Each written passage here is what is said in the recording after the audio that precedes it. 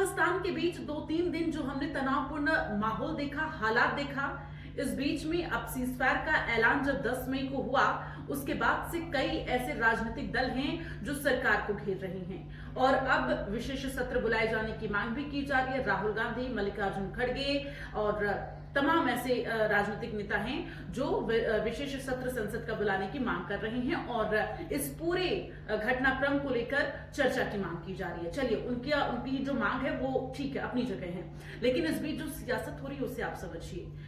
देश में ऐसा माहौल बन गया है कि सीजफायर को लेकर ऐलान क्यों किया गया, सहमति क्यों जताई गई। आप हमें कमेंट करके बताइएगा आपकी राय क्या है। क्या सीजफायर का ऐलान करना, समझौता करना सही है या गलत। लेकिन इस बीच आप उन लोगों का सोचिए जिन्होंने अपनों को खो दिया है, जो हमारे देश के जवान इस पूरे घटनाक्रम के दौरान शहीद हुए हैं पाकिस्तान से लोहा लेते हुए। उन जवानों के घर वालों की सोचिए, क्योंकि कई ऐसे लोग हैं, कई ऐसी माँ है जिनके पास कुछ नहीं, उनके बेटे के अलावा उनके पास कुछ नहीं था और अपने बेटे को भी उन्होंने खो दिया है।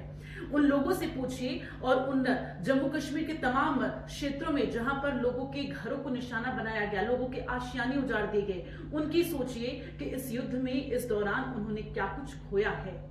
युद्ध की बात तो हर कोई कर रहा है, लेकिन उस दौरान जो हालात उपजे, जो 2-3 दिन माहौल रहा, जिस माहौल से लोग गुजरे, जिन्होंने अपना आशियाना खो दिया, अपनों को खो दिया, उन पर क्या गुजरी है। ऐसे में सीजफायर का ऐलान करना, समझौता करना क्या सही है या गलत। क्योंकि देखिए, ये स्पष्ट कर दिया गया है भारतीय सेना की तरफ से, रक्षा मंत्री राजनाथ सिंह की तरफ से कि ऑपरेशन सिंदूर अभी भी जारी है। आतंकवाद के खिलाफ लड़ाई ऐसे ही चलती रहेगी और जब भी आतंकी गतिविधियां होंगी तो हम इससे भी और ज्यादा कड़े प्रहार के साथ जवाब देंगे। लेकिन अब सीजफायर के ऐलान के बाद से फिलहाल भारत अभी कोई कोशिश इस तरह की नहीं करेगा, क्योंकि भारत की आदत है कि पहले छेड़ता नहीं है लेकिन छेड़ने पर छोड़ता नहीं है। ऐसे में जो हालात उपजे हैं सीजफायर के ऐलान के बाद, जो लोगों के बीच माहौल बना है, लोग ये कह रहे हैं कि मोदी सरकार ने घुटने टेक दिए और सीजफायर का ऐलान, जो समझौता क्यों किया गया और पाकिस्तान से युद्ध लड़ना चाहिए था। युद्ध लड़ना क्या यही एक रास्ता था, या फिर इस पर पूरी तरह से भारत सरकार ने, रक्षा मंत्रालय ने, गृह मंत्रालय ने सोच समझकर जो डिसीजन लिया है, जो हमारे डीजीएमओ ने डिसीजन लिया है, वो सही है।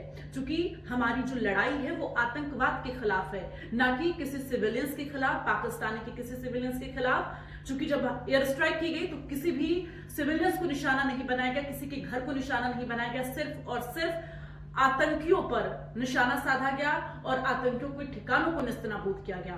ऐसे में आप हमें कमेंट करके बताएं कि सीजफायर का ऐलान, ये समझौता सही है या गलत।